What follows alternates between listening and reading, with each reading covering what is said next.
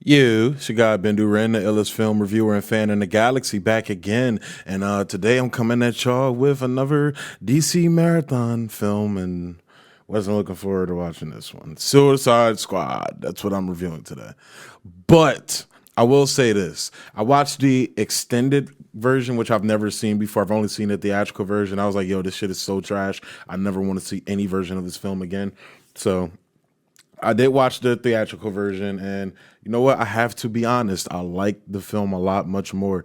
It gave me the same effect that Batman versus Superman's extended cut did, where it wasn't now there wasn't scenes that were switched around like Batman versus Superman. There were scenes where the studio like put clips like out of order and certain scenes out of order, like just completely butchered that film.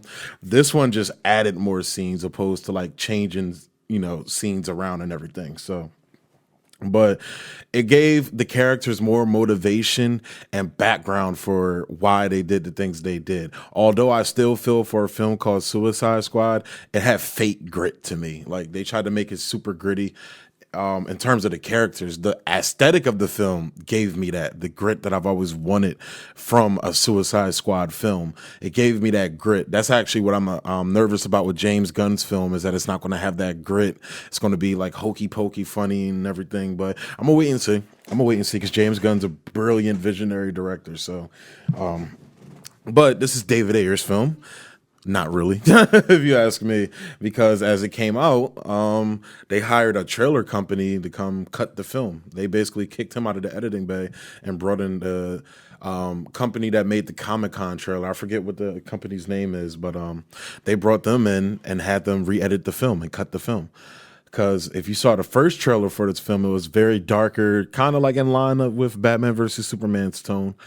And given the failure of Batman versus Superman, because the studio brilliantly had this movie coming out like a month or two later. Brilliant guys.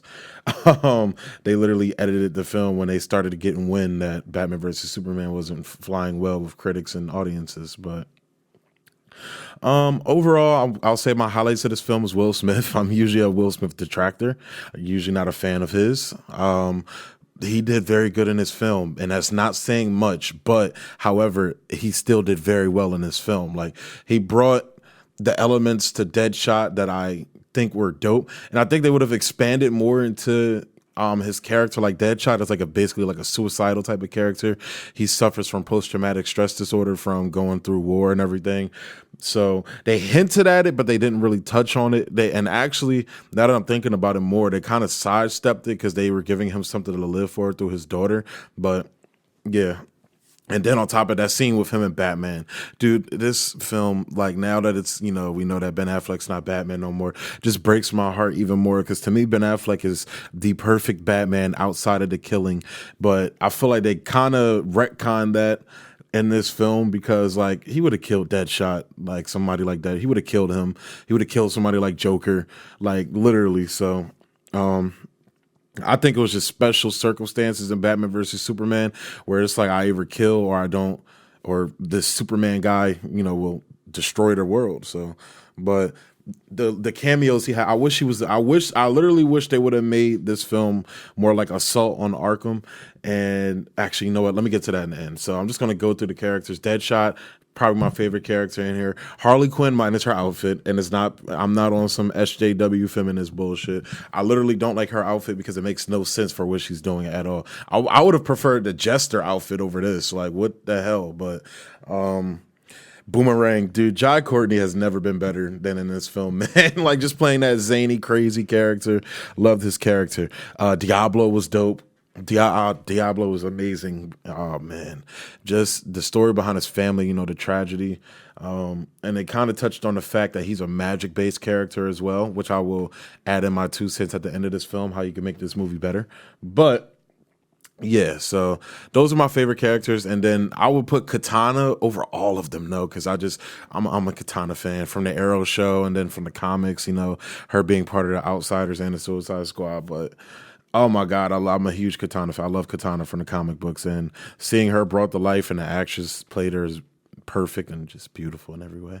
Being thirsty for a minute there, sorry guys, but yeah. So all the characters were dope, but and here's the thing with the extended cut, they had so many scenes that they put in there that made a lot of the progression of the story in the theatrical version make sense, because it was like certain scenes where it was just like it felt like dialogue was missing, but they just kept going with that, and it was like, oh, that'll work. People, they dumbed the movie down. They literally thought people were stupid, and they were kind of right, because a lot of people like this movie. I don't know why, but I also wish they would have toned down the music elements, like stop trying to make stop trying to make Guardians of the Galaxy and make Suicide Squad. You literally had the potential to make like a Seven Samurai, Magnificent Seven type of film, Dirty Dozen, Good, the Bad, and the Ugly. This is what the themes that Suicide Squad touches on, and it's like they squandered that, in my opinion. Like now with the extended cut, they kind of had glimpses of hope in that, with the relationship between Deadshot and Rick Flag, and also between Deadshot and Harley. I loved Rick Flag too. He was cool. Joel Kinnaman, he's a solid actor. He just picks shitty roles, like the RoboCop reboot, this film. Like, it wasn't a shitty role for Suicide Squad, but it was just like the script itself. Like, now I know why Tom Hardy turned it down. Tom Hardy was supposed to be Rick Flag, and he turned it down. So I know why now. He picks his scripts very specifically, which honestly is weird. Just as a quick side tangent with Venom, because that was the film's main issue for me, was the script. But I guess he saw potential in his eyes. But yeah, but just that relationship between Deadshot and Rick Flag gave me that Dirty Dozen feel and everything. So those are the characters I like. Viola Davis, man. Oh my God. The more I keep saying, I digress, because it's not the characters that I hate in the film. It's the, and not the aesthetic. It's literally the storytelling, the plot points they use. Because Viola Davis, I'm glad that James Gunn is bringing her back, because she's the wall. Like, literally, she's perfect. She's not like the over exaggerated, like super fat chick that you saw in like the animated series. Like, they gave you a realistic take on somebody. Like, she's like a black female Dick Cheney. Yo, we better hope she never becomes president. Yo, it would have been dope if they would have had like Jesse Eisenberg's Lex Luthor become president and he takes her as his VP. Like, kind of mirrors Biden right now, like a guy that's out of his mind that wants a black female vice president. But I'm not going to go into politics here. But yeah, so Viola Davis was amazing, but again, I'm just going to harp on the story. The story was trash. They should not have used this magic cosmic-based interdimensional villain and the Enchantress. The Enchantress is a cool character that they could have saved for Justice League Dark, because it fits perfectly in that universe. Or I would have said, for this first film, obviously make Joker the fucking villain and save the Enchantress storyline for a third film where the Suicide Squad could have crossed over with the Justice League Dark. Like, I know it's not, I don't know if it's in our presidents in the comic books, but you could have had Constantine on the Suicide Squad because of this magic-based villain. Amanda Waller kidnapped him. So that would have been something dope. Or Rick Flag knows him.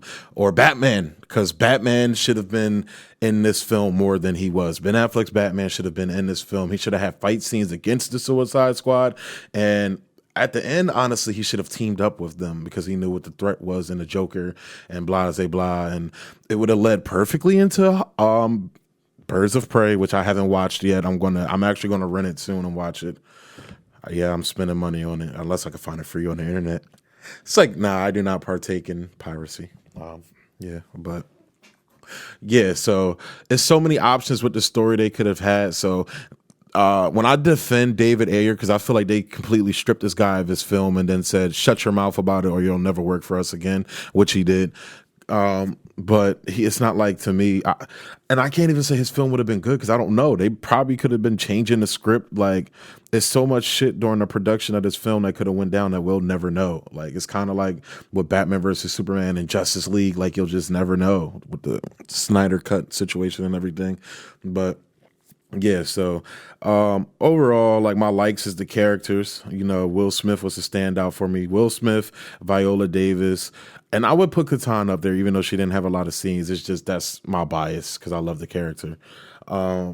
But yeah, so I guess I'll just go ahead and end it there. Thanks for tuning in with me for this DC marathon. I know I've been slacking, guys. I just been caught up with school and everything has been stressful, but I'm gonna get it straight. Like next week, I'm actually gonna get to do a DC EU film that I love again.